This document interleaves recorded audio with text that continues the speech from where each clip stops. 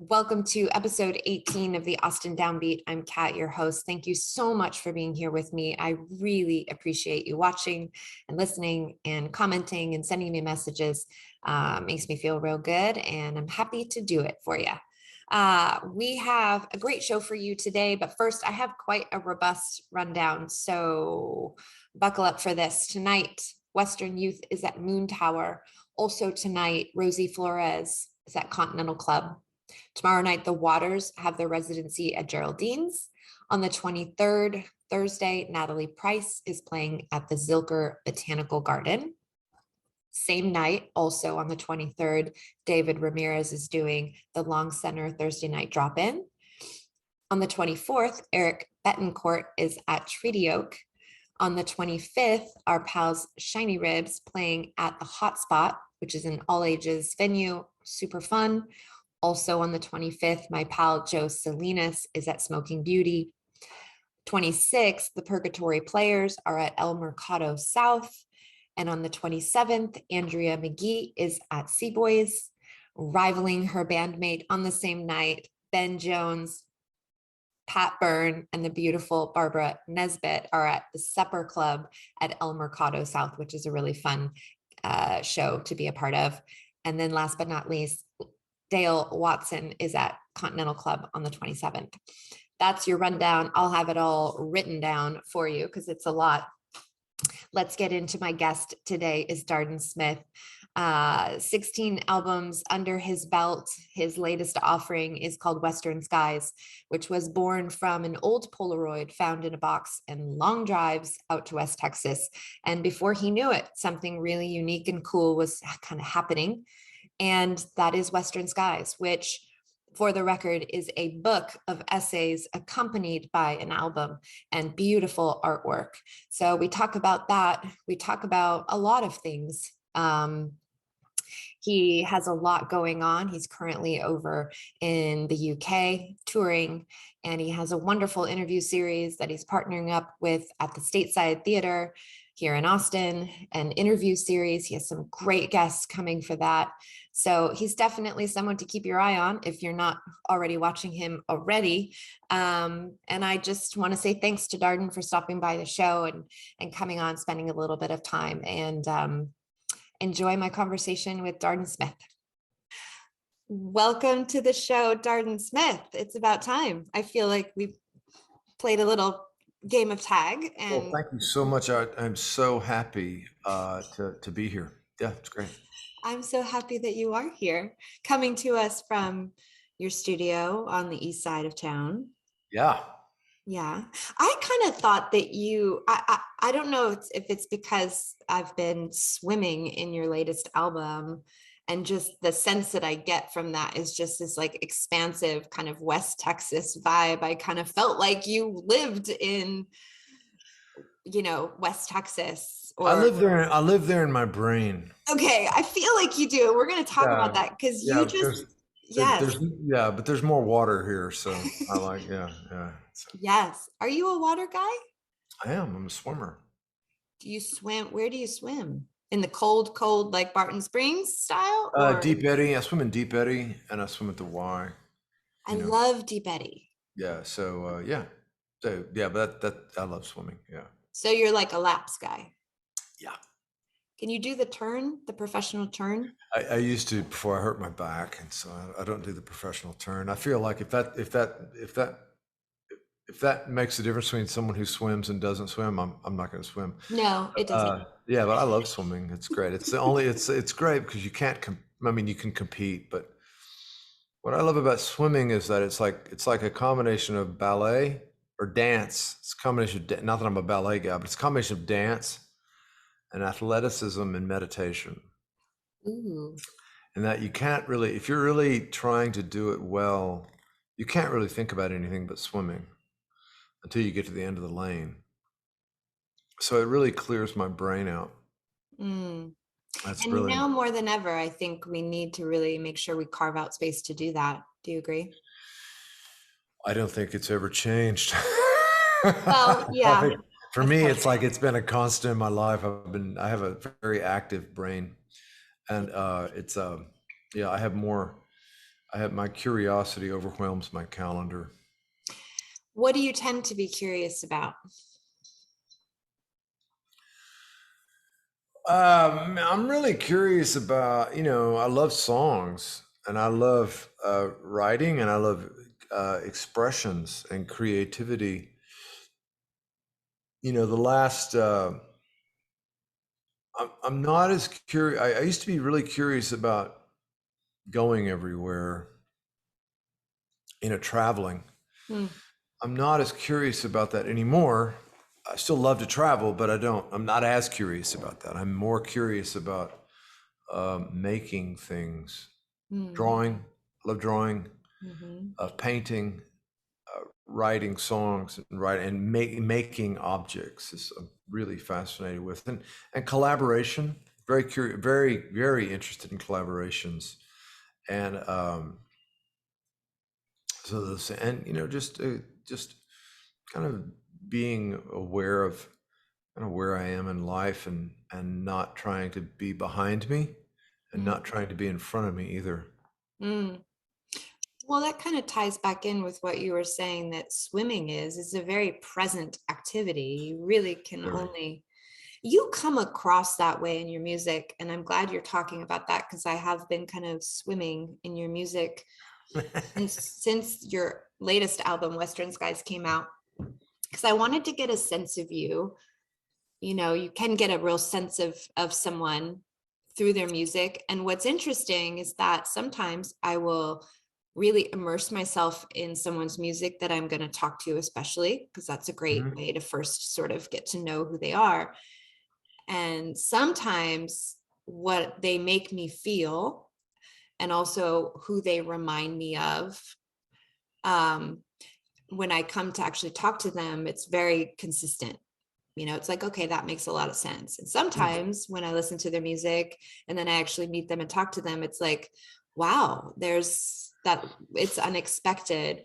And so it's interesting. You come across to me as someone that's very present, and that's someone that feels like it's really important to patiently, like your songs feel really patient in their specificity of the moment that you're talking about.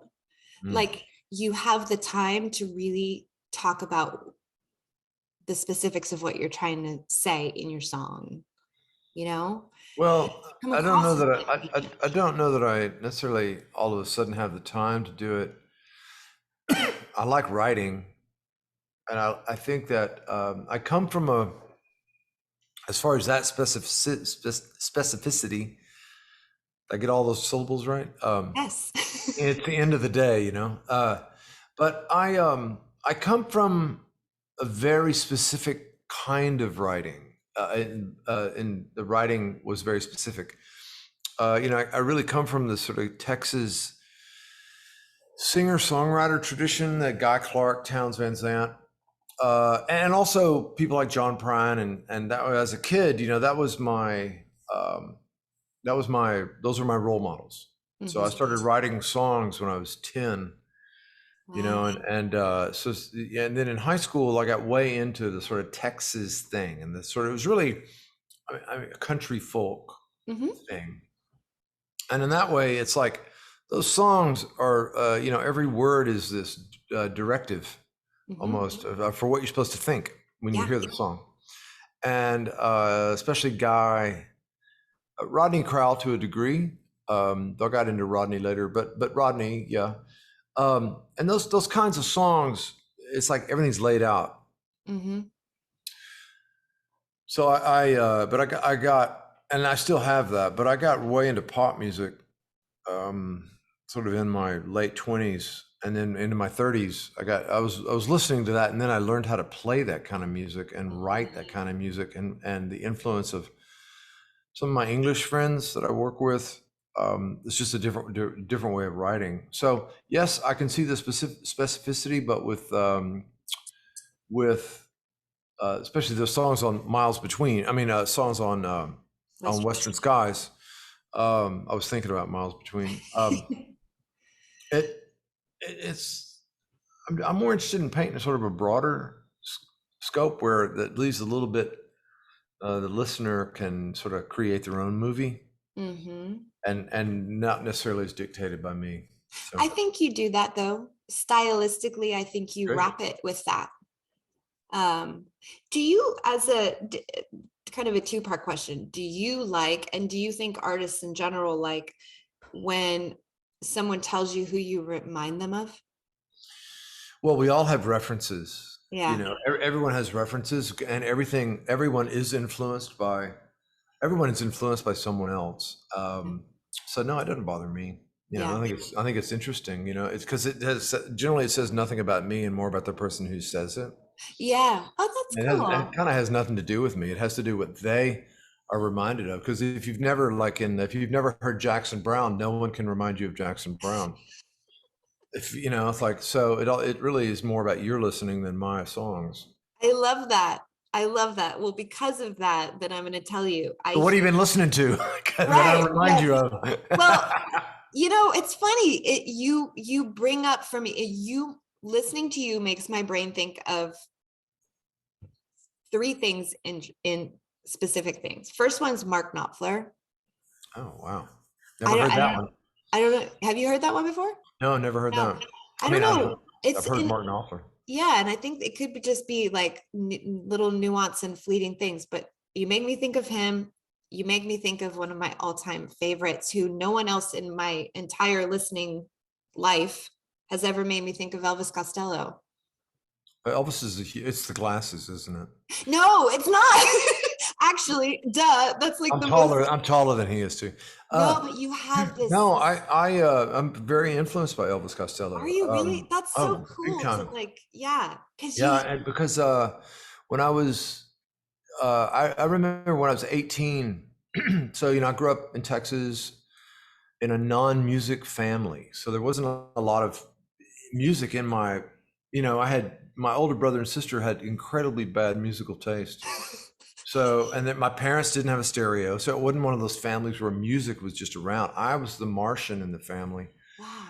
So I did have, you know, but it was very Texas. I was very Texas oriented, very Southern oriented. So like even like rock music that I was into in high school was like Leonard Skinner and Allman Brothers. Hmm. Very 70s, late 70s rock, and Jackson Brown. You know, that was a big deal for me. The California thing from Linda Ronstadt, Warren Zevon, Mm, um, you know, that kind of thing. hmm. And the Allman Brothers, Dylan. But then I remember when I I was in college in San Marcos, Texas, and I went to a party. And as I walked into the party, watching the detectives, Elvis Costello's Watching the Detectives was on the stereo. And I remember I just stood in front of the speakers. I was high as well, but I just stood in front of the speakers and stared at them, going, "What is this thing that I'm hearing here? Because this Yeah. is really interesting. Great words, like really interesting words, really incredibly uh, well-crafted songs. I recognize that, but also the sound, the distorted bass, and the reggae thing. I was never into reggae before that, and just the rawness. There's no reverb on those vocals. It's just in your face. Yeah. It feels like that, you know. I don't know, actually know if there's no reverb on it, but Yeah. and after that, I got way into Elvis. So Elvis, Imperial Bedroom, the first Elvis, you know, like you know, My Aim Is True, that record, but then Imperial Bedroom, really up through King of America. I kind of lost the thread after King of America, Yeah. but you know, it's like you can't really deny that Elvis Costello kind of changed music. He was a great synthesizer of music. Yeah. Um, and so yeah, Elvis Costello, big time. Imperial Bedroom changed, well, the Smiths, The Queen is Dead changed my life. Imperial Bedroom also was just one of those albums I would just listen to over and over and over and over again. Right. I couldn't soak it up enough of just like, It's still great when you listen to it. oh, I listen to it all the time. Oh, It's it's super. probably why you brought him up for me. Yeah, So right. thank you for doing that, Yeah, reminding me of him. yeah. Um, let's talk a little bit about Western Skies because it is your Sure. latest release, and I know you're Yeah. kind of traveling around and have been doing a bit of a tour. I see that happening Yeah. quite a bit for you. And one of the things I love about you, and I'm interested in hearing more, is you come across as like this really, you're not just kind of a one note creative, like it's a real full spectrum thing. Like you're not only putting out music, but here's a, a companion piece of a book to kind of deepen the relationship with what we're hearing. What is that inside of you that makes you Well, create actually, that? what Western, first off, the reason I have a lot of different mediums that I work in, because I've been, Western Skies is my 16th album. It's a lot of records. It's a lot. I And know. I've been I have doing that it for written down. 35, I've been doing it for 35 years, And so I get bored. I got bored with just making records and touring. I mean, seriously, it's just after a while, it's like, okay, that was great. It was fun. Yeah. But also, I think it's important. I really like making a living as well. And so I find that it creates a better living and a better life to stretch out after a certain point, because you have to, I think every artist is more capable at more mediums than they think they are. First off, Mhm.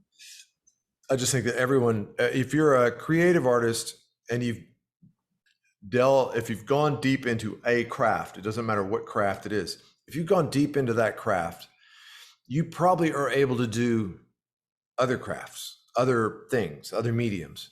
Yeah. And what, because there's many musicians are great painters. Mm.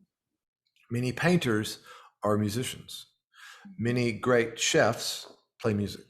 Mm. I mean, think about it. Think about how many great music people are incredible chefs. I mean, some of the best meals I've ever had were at musicians' houses.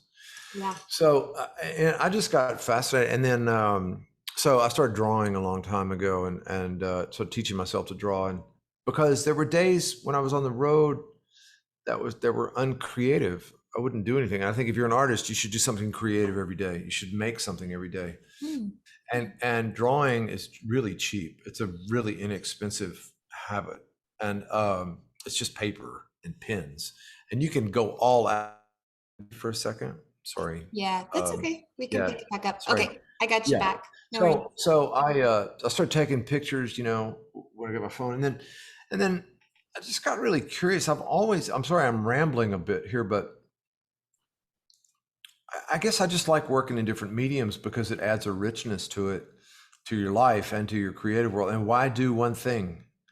I remember when I was in 1988, I think 88 or 89, I had this period where I was on Columbia Records at the time, and they wouldn't put a record out I'd done. It was called Trouble No More. They wouldn't put it out, and they stalled for 9 months.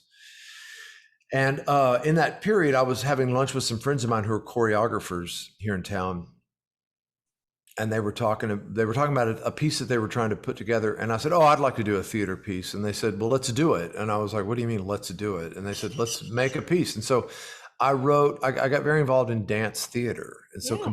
composing for dance theater. And it was great. There were because the music I created, there were no words in it, so there's no choruses. No, and you could make 15-minute pieces, you could make 7-minute pieces. It was so freeing. And that kind of opened me up to this idea of doing things beyond songs and Mhm. using music beyond songs. I did 3 of those pieces, 3 of those full length works. I did a symphony with the Austin Symphony. Yeah. And I don't read music, which was really a blast. And then after that, I just started saying yes. Mm. And that's the key, I think. Just say yes. And then I started, looking around for different ways to use music and different ways to collaborate, work with kids, this thing, to be an artist program for a number of years. Did work with schools, did collaboration with homeless teenagers, did Israeli Palestinian groups, using songs in conflict resolution with gangs. Soldiers, What's that? soldiers as I well. started with a friend of mine. I started songwriting with soldiers, so I did a lot of work for like almost 10 years with veterans, And this is while I was still making records and touring and doing all that stuff. Mm. And then during the pandemic, I did a lot of work with frontline healthcare workers, just using songs, using collaboration to help other people. It's just interesting, and it's another way to use music to make a living. Yeah. And then with Western Skies, back to your original question, I think I never intended to make a record. I thought after my last record, I kind of thought maybe I was done with making records. It was number 15. It was called Everything. I was like, I was kind of bored with the whole thing, with making music, because it's really hard. It's really economically, it's a very strange time, and to make music as a creator, it's just really difficult to make a living, especially if you're been around for a long time. If you're new, it's a lot different. Yeah. So I thought I was done, maybe. And then I started doing these drives out into West Texas, and really how Western Skies started is that I found a Polaroid camera in a box in my garage that I hadn't seen in 20 years. And I was doing these drives. I was doing drives because I had to go to Arizona for songwriting with soldiers during the pandemic. And I just took this camera with me. I started taking Polaroid pictures in West Texas. Wow. And that led to me writing. So I started writing songs, not around the Polaroids, but kind of around what I was seeing on these drives. And I started writing these essays, all just working. I wasn't thinking about it being anything. And really, I thought of it as three different sort of bodies of work: the Polaroids, the songs, and these essays. And then I'd put together about 25 songs, and I went to Sonic Ranch out in Tornillo, Texas. Yeah. Went out there to do some demos. And on the second night of recording these 25 songs, I kind of realized that what I'd been putting together it all hung together. It was all of a piece. It was three parts of the same thing. And what it was is actually a book accompanied by an album, not an album accompanied by a book. It's really, the book is the main thing. And so that was new, and then it made sense. I was like, oh, okay, now I have focus, now I have a direction, and I sort of put that down and on paper, and so built that. And so it was. Am I answering your question? I feel like I'm just rambling now, but I think it's just more fun to work in multiple mediums. I've made a series of lithographs from those Polaroids.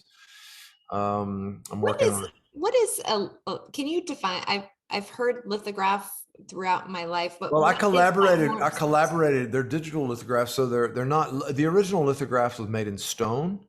It was actually etched in stone. This is not a stone. This is more onto a plate. And I collaborated with a printer in Houston. So I didn't actually do the printing. I collaborated with a printer. Yeah. So when I say I made lithographs, it was my idea and it was my image. Yeah. I collaborated with them the whole way as far as tone, color, and how these things look and what we do with them. Yeah. And so it's a suite of 11 images produced in editions of 20. And it's the Western Skies lithographs. And they're on stone? No, they're on paper. Oh, they're on paper. They're printed on paper. So the original lithograph would be you would carve into a stone and then print on that stone. It's almost like taking a fossil and like taking a fossil. And I'm creating a theater piece based on Western Skies. That will be a combination of the writings, the essays, call them, and songs, and the images and video that I shot around Western Skies. That will be a sort of a multimedia theater thing. Of course, why pay less? It's like it's the most expensive part of the whole project. I'm not quite sure how that's going to happen, but it will happen. And so Western Skies continues to roll out, bringing in kind of all the mediums I've worked in throughout my kind of creative life.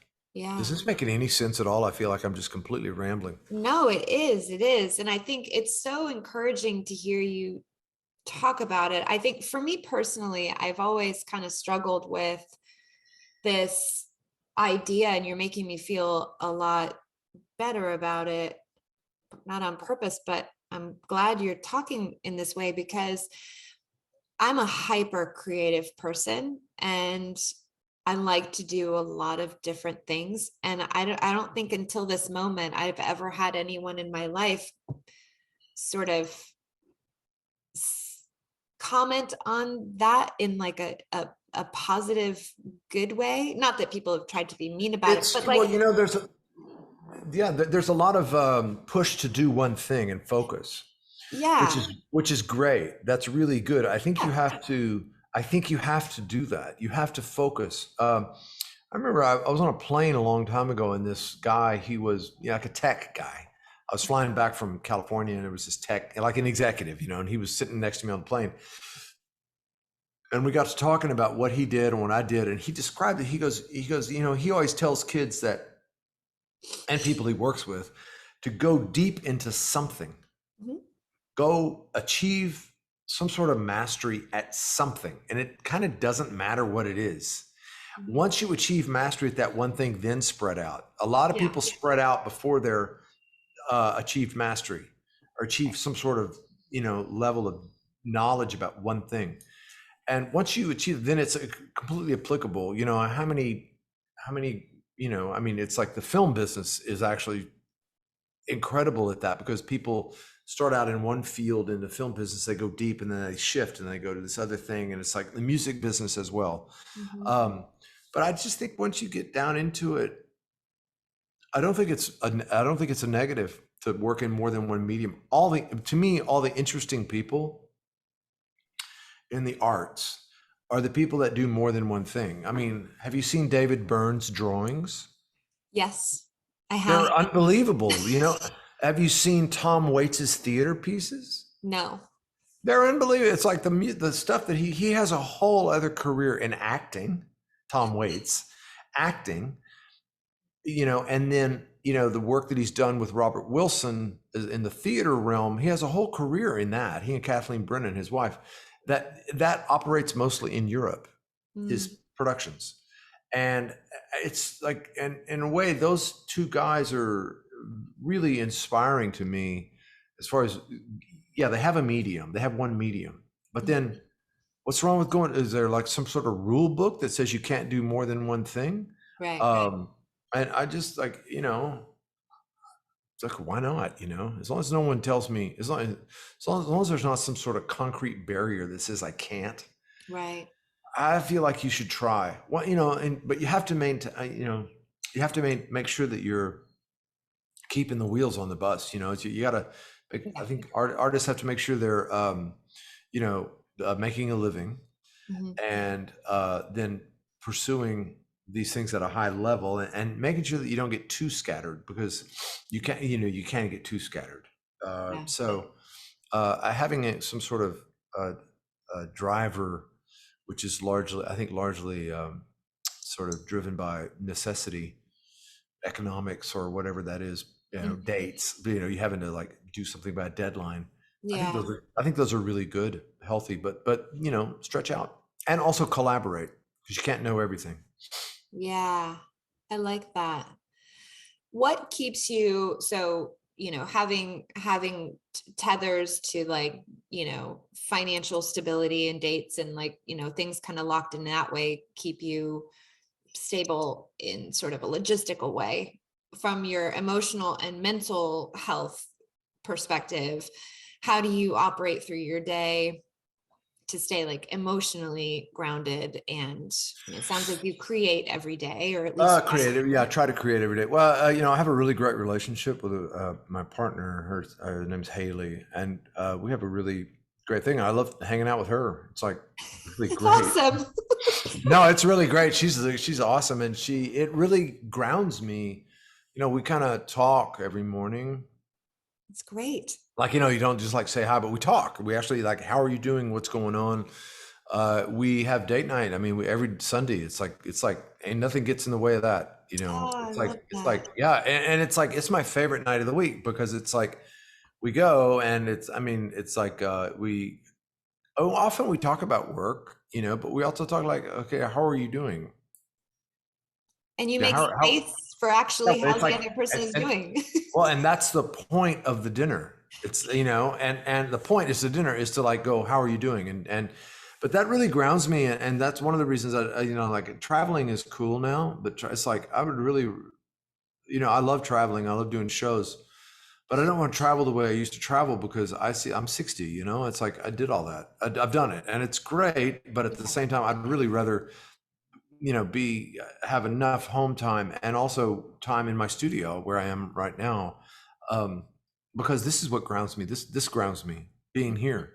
Yeah. And I'm very into, um, I have I have kids, and I see them. They're adults now, so you don't see your adult kids very much. I don't see my As much. teenage kids. Yeah, that's their job though. Um, and but actually, my friends, I have a really a community is very powerful for me. Mhm. And so having routines, I can be a very drifty person. So Mhm. establishing routines for myself keeps me grounded. Like I leave the house at 9 o'clock every morning, and I swim on the way. And then I get here to the studio. I like to be in the studio at 10 every Mm. day, and I work until after 6. I go home. It's like it seems boring, but at the same time, to me, it's refreshing because if I don't do that, I don't get anything done. And Yeah. I'm not always in my studio. Some days I'm collaborating with other people, but like today, I showed up at like 9:45 and I'm working. It's like Yeah. I'm working. It's a job. It's my job. I come here and I work. I make things, and so that grounds me a lot. And then when I travel, it's a little harder to be Yeah. grounded. So I tend to have places I like to go in so many cities, and I'm a big fan of micro connections. Mhm. So there's micro connections in our life, and there's big connections. So Yeah. your partner at home, your kids, your family, your really good friends, those are your big connections, and so Yeah. deep. But then there's micro connections. Those micro connections are people that you run into at the coffee shop, Mm. or your favorite barista, or somebody at the grocery store that you see that you might know their name or not. You don't know much about them, but you have this small little thing. Like there's this coffee shop over here on the east side, and the guy that runs the coffee shop named Sergio. So Sergio, I love going to get my tacos and coffee. I get my coffee and I go, "How you doing, Sergio?" He goes, "Good." And he calls me by Joe because that's what I tell people my name is, because I'm tired of spelling Darden. And but he goes, "Joe, how are you?" "I'm good, Sergio. How are you?" "You want a cortado?" "Yes, I'd love a cortado." He goes, "We got this kind of coffee." Oh, we talk about coffee, and it's this micro connection. It's fantastic. It's a part of what we are as humans, Yes. and it grounds us. And when I travel, there's certain restaurants I want to go to. There's certain clothing stores I want to go to because I know these people. I've been there before. Yeah. I'm going to England on Saturday, England and Scotland, and I'm already like lining up dinners with people because I want to see them. So Yeah. when I travel, connecting with friends, connecting with sites, like connecting with places, Familiar sites? familiar sites, Yeah. places like I'm going to London. I've been to London so much in my life. I can kind of walk across London without a map. I can definitely drive across it without a map. And so going back to familiar places, it's really grounding. Mhm. Um, so yeah, that's what I do. I meditate and all that kind of thing, but it's just some basic, really, really simple structures in my life that keep me grounded. Because without it, You it's just rough. fly It's off. rough. It's rough, Yeah. and it becomes I become super scattered, super quick. Yeah. I'm the same way. I always say I have to kind of have my things that I tether to, that I very consciously tether to. Yeah. And I love the way that you put it, that I'm going to use that and think about that, the macro and the micro, because that is really it's a real it's true. I mean, that's Yeah, yeah. the real, that's what is. I didn't come up with that, by the way. It's someone I saw, my girlfriend Haley, she's my sweetheart. I She really like this woman. I think she sounds awesome. badass. She's She badass. sounds amazing. But Shout it's like out to during her. during the pandemic, I like she's a real introvert, and she said I'm a real extrovert, and I think I'm an introvert. I just like to do it around other people, you know. Because I want to go to the coffee shop. I don't want to talk to anybody. I want to sit I'm in the corner and look at them. Yes. It's like I just like it, and those are just like it's an Yes. exercise in micro connections, and that's a Yes. big part of my day. And I just feel like that. I think it's an overlooked part of our world. It's why I stay in Austin. Austin can be a difficult town to be in now if you've been here for a long time. Yeah. If you just moved here, it's like incredible, Yeah. But so I still like Austin very much. I'm not a whiner about Austin, Mm-hmm. but I stay here because I have really good friends. Many of them aren't in the music business, Yeah. and they're not artists. They're just people, and I like them. It's important to me to have that, so I don't move away because I would miss my friends. Yeah. You Oh, know? Yeah, I mean it's true. It's like it's not a joke. In that that's what I mean. I love dinners with people. This studio that I'm in right now, I got it.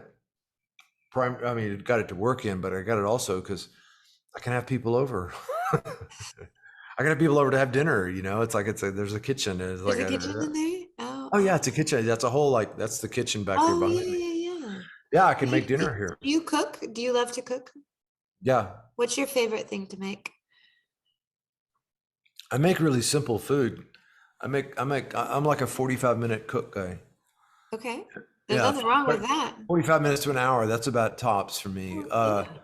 But I love, it's pretty, I like clean food. I like to try to make, I try to eat super clean, like a lot of vegetables. I don't eat red meat much Mhm. unless it's prosciutto. And, Mm.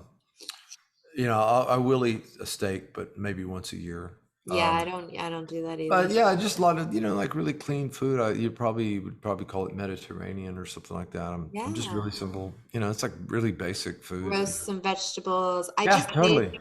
I just whipped up this thing the other night because I was craving mushrooms, and I did Mm. some sauteed garlic and onion. No, no onion, just sauteed some garlic, lots of butter, and then threw in some diced up portobello mushrooms, and then I added a little bit of heavy whipping cream, and then some pasta water and linguine, gluten-free linguine because I have to.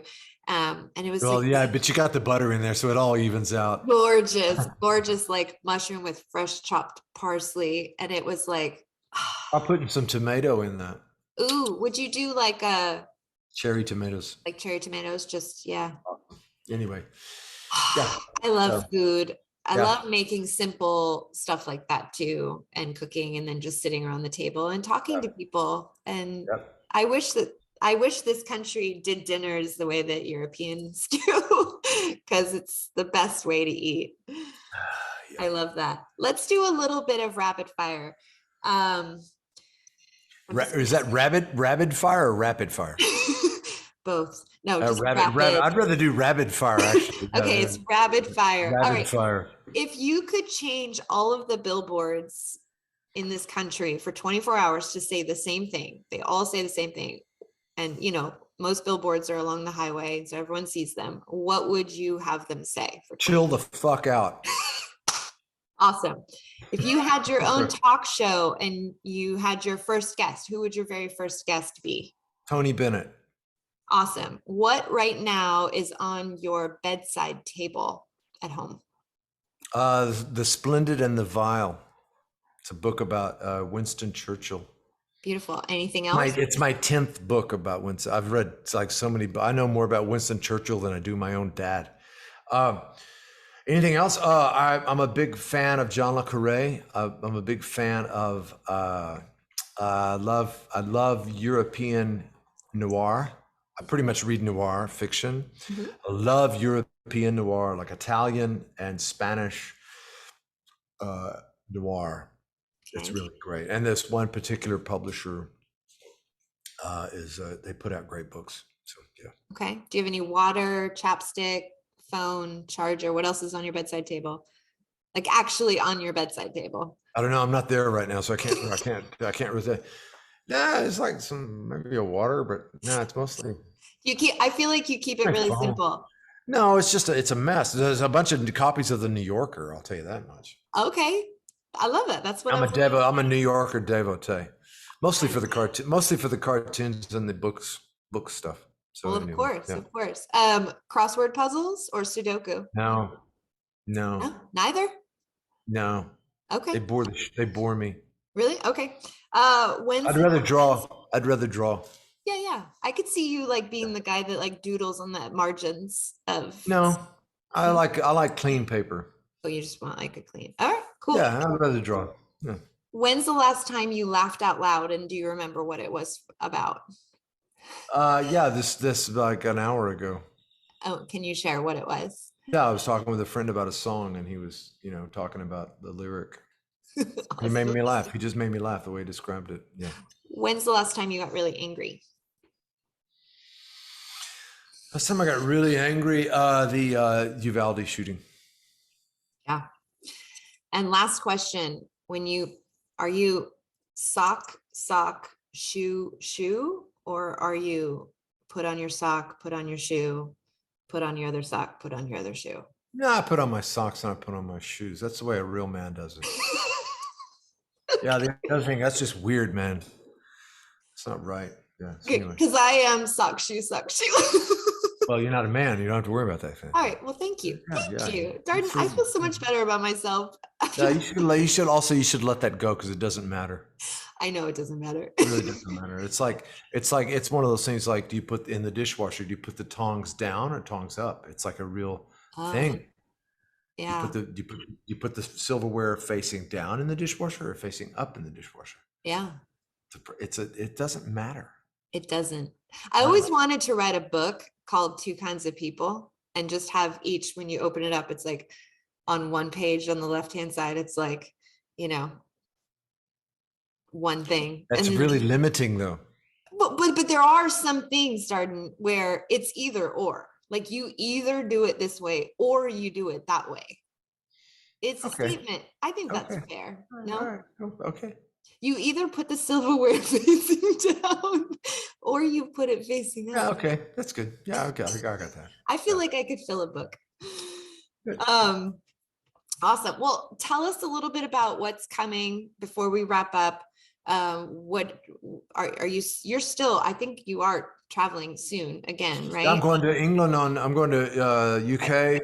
I'm actually going to Scotland actually first, but I'm going to Scotland to teach a songwriting workshop with my friend Boo Hewerdine. We've been collaborators for over 30 years. So we teach an annual songwriting workshop. We haven't done one in, I guess, 3 years now because the pandemic. So we're back at that. And so I am there a week with him doing that. And then I do about 2 weeks of shows in the UK, Scotland, and England. Nice. I come back from that. I'll be here working on the theater piece. And then I'm writing a bunch in July, going to the East Coast for about 5 days, do some shows back. I'm going on vacation in August. And I'm here. And in September, I have a couple of projects that are out there in front. I do a lot of writing, kind of collaborative songwriting. That's what I call it, with people, different people, doing a lot of that in September.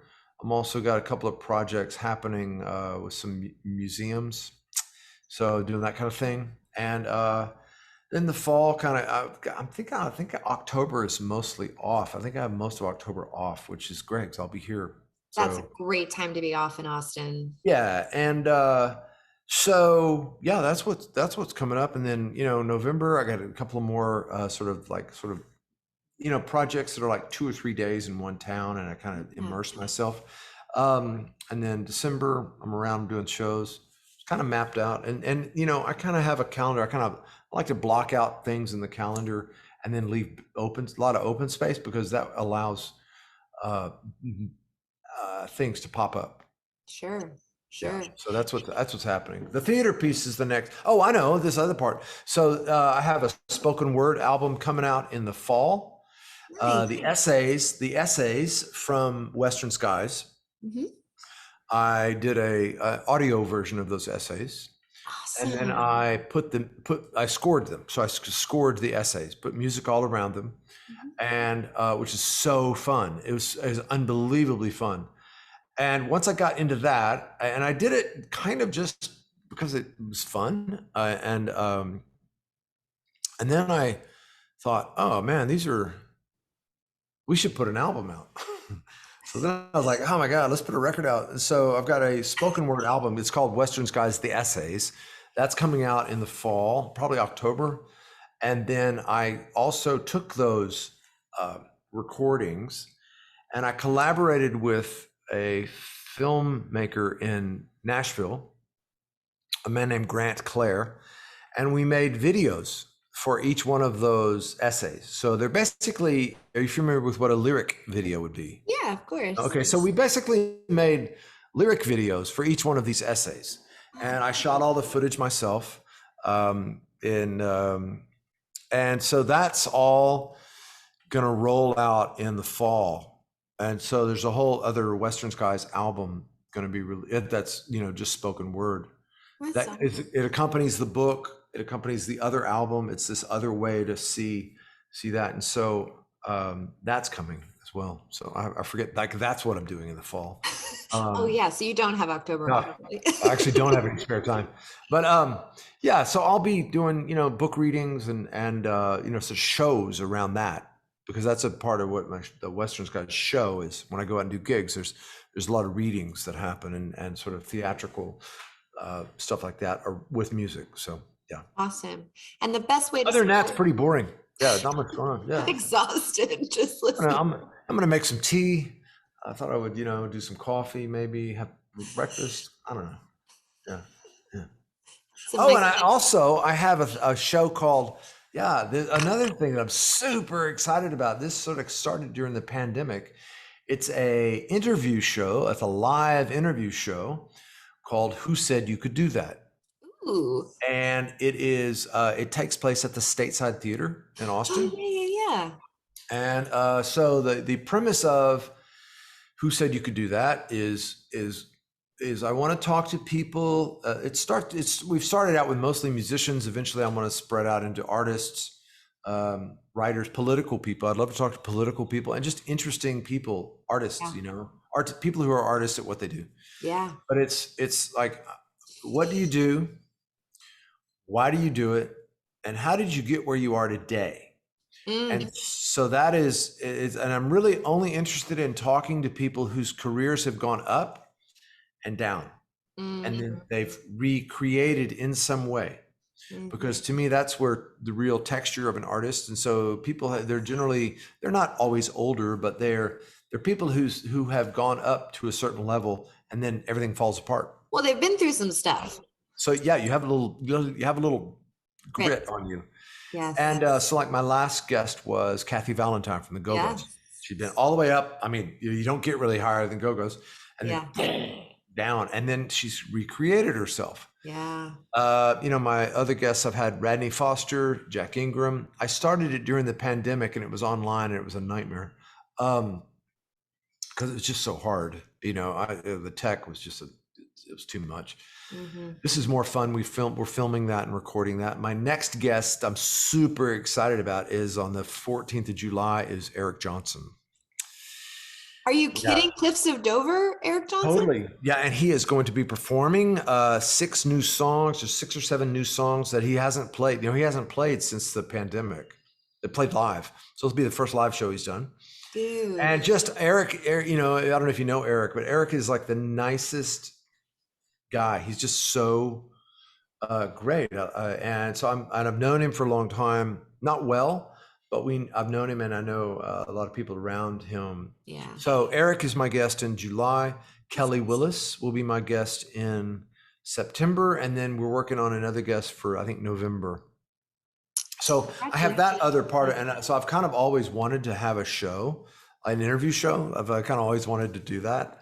And so I started it, and now the stateside is partnering with me That's on that. awesome. Yeah, and it is so fun because I get to immerse myself. Like I'm gonna get to immerse myself in Eric Johnson land. And I always talk to people who work with him and know with him. Like I had a great when I was working with getting ready to do Kathy, um, interview Kathy. I had a great conversation with Richard Goddard, who produced the Go-Go's records. Mhm. Richard produced an album for me in 1992 as well. Hmm. So we were able to reconnect and really talk about kind of why artists go up. Some artists are able to come back after their crash.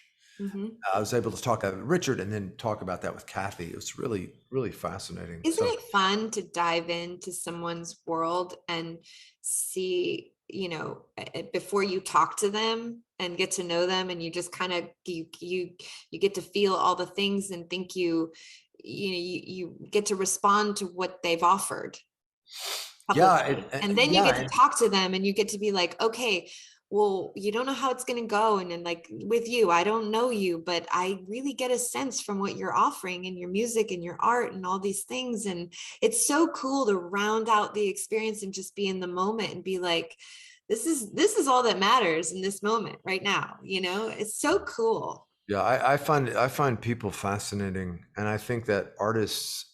I just think that artists are smart, way smarter than people give them credit for, Oh, and yes. especially people who've had long careers in music or art in general.